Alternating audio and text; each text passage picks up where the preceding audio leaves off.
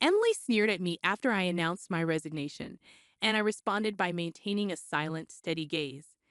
Our conversation had revolved around the company's decision to cut labor costs, with particular disdain aimed at those supposedly exploiting overtime pay. Tom, too, seemed to relish the notion of trimming expenses. A week later, my phone incessantly rang with calls from the company. Upon answering, the president inquired sharply, "Who exactly are you?" I couldn't help but scoff mockingly at the president's question. In response, I introduced myself as Lily Johnson, a 59-year-old employee with 37 years of dedicated service since my college graduation. I explained our company's role in providing administrative services, particularly catering to busy company presidents handling clerical work. Specializing in tax-related matters, I proudly managed 45 clients, a responsibility that had grown overwhelming despite the assistance of a part-timer. Despite the challenges, I couldn't show any sign of weakness. Our clients were long-standing relationships, and their adversities fueled my determination.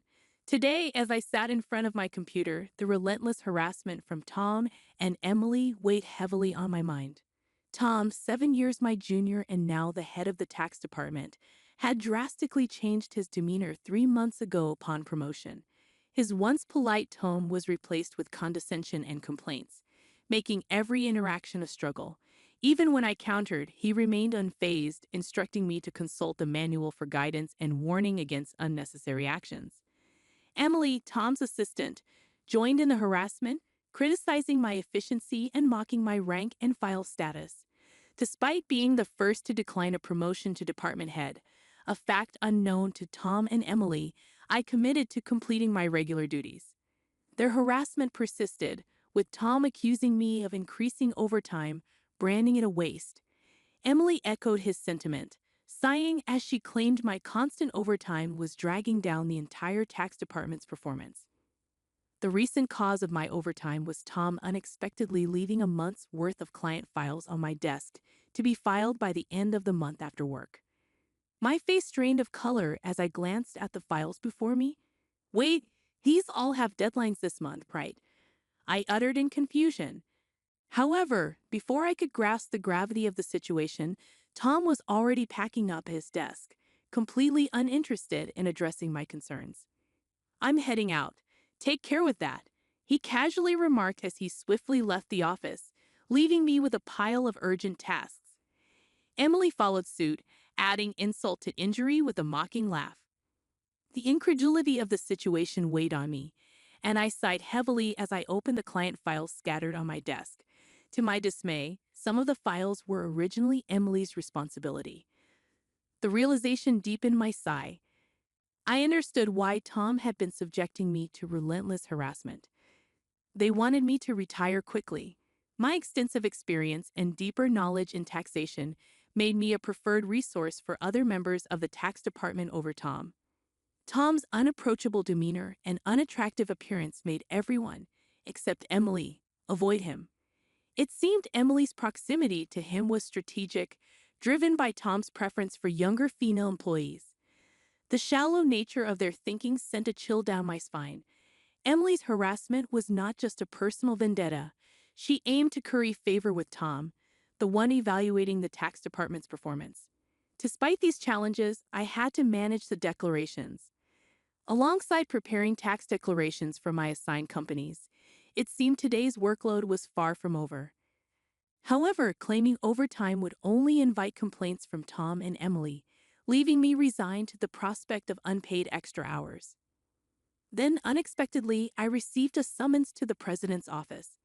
Our company had recently undergone a change in leadership due to the former president's sudden illness. The new president, the former president's son, wasn't fully acquainted with our company. As I entered the office, I noticed Tom and Emily with unpleasant smirks on their faces. In a tense atmosphere, the president dropped a bombshell. "Lily, we'll need you to resign by the end of this month." My mind spun as I asked for clarification. Tom and Emily had apparently accused me of overbilling for overtime, citing that while others had around 15 hours, I had exceeded 80 hours. The president, oblivious to the true circumstances, seemed impressed with Tom and Emily's zero overtime. The reality of the situation hit me. The inflated overtime was a result of doing Tom and Emily's work. However, revealing Tom's instructions would risk portraying it as my own inability to manage time effectively. I presented the facts, asserting that I hadn't overbilled for overtime but struggled to finish my workload within regular hours. The president sighed deeply, expressing doubt but acknowledging the lack of evidence to pursue the matter further. Nevertheless, he insisted that they couldn't retain someone working at such a slow pace.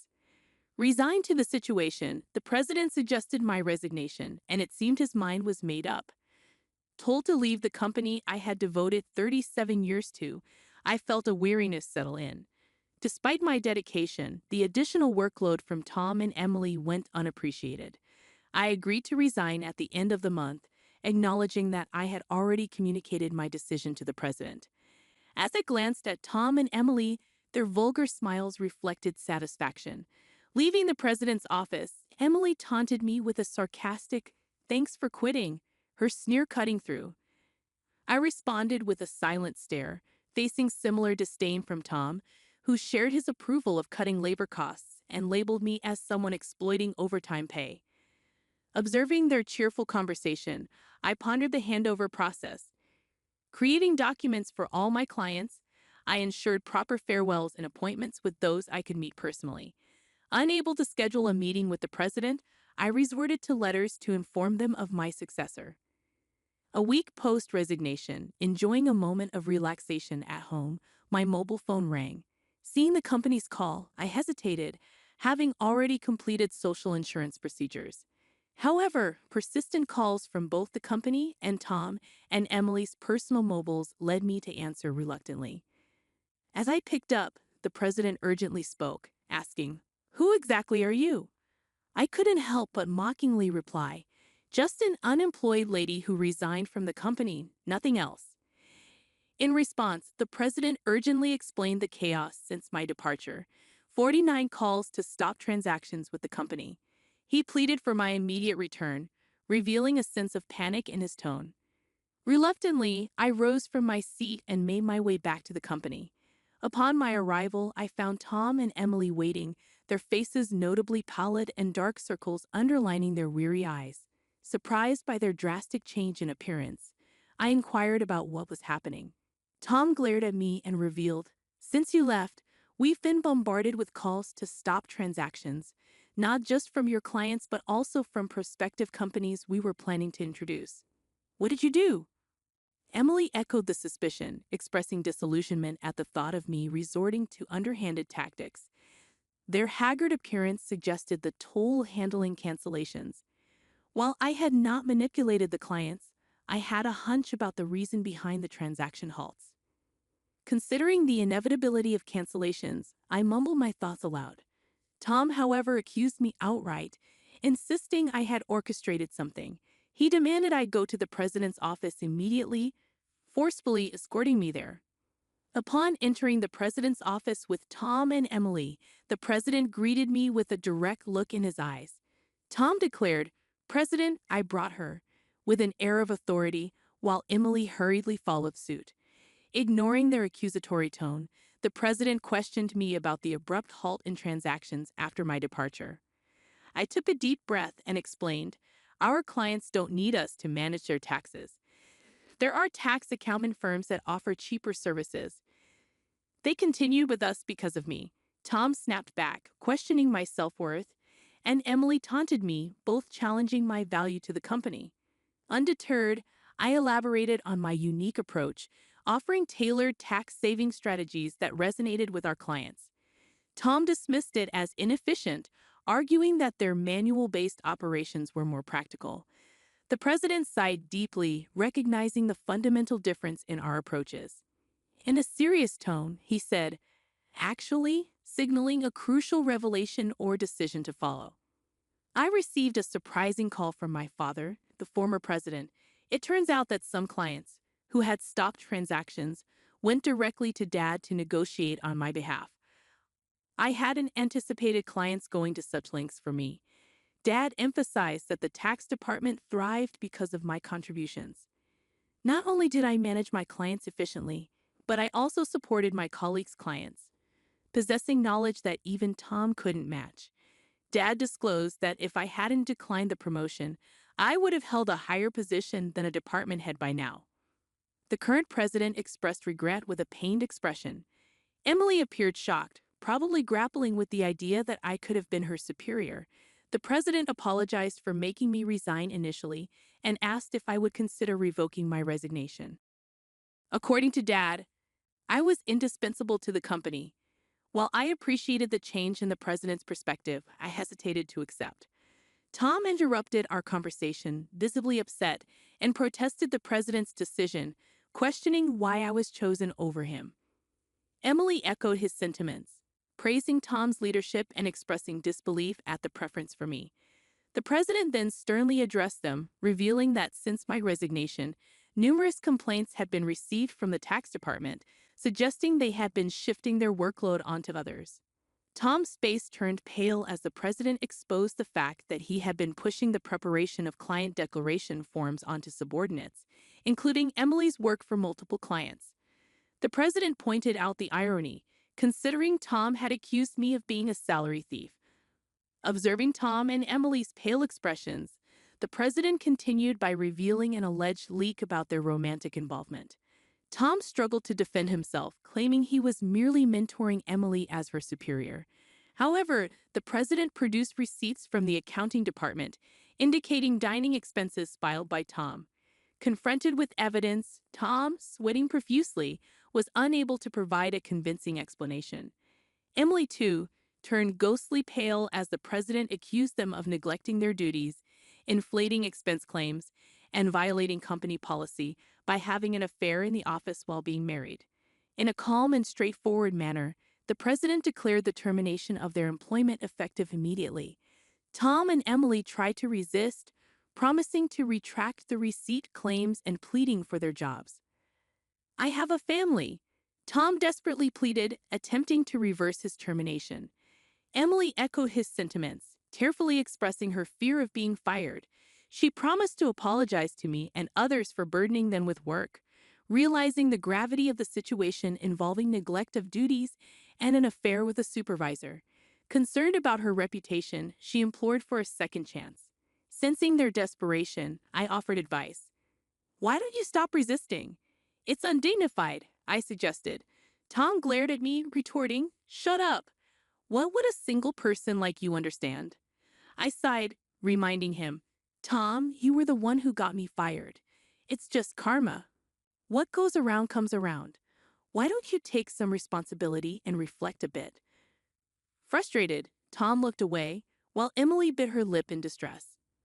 Aware of more details about their misconduct, I turned to the president, asking with a smile if I should share them. Tom and Emily frantically tried to stop me, fearing further exposure.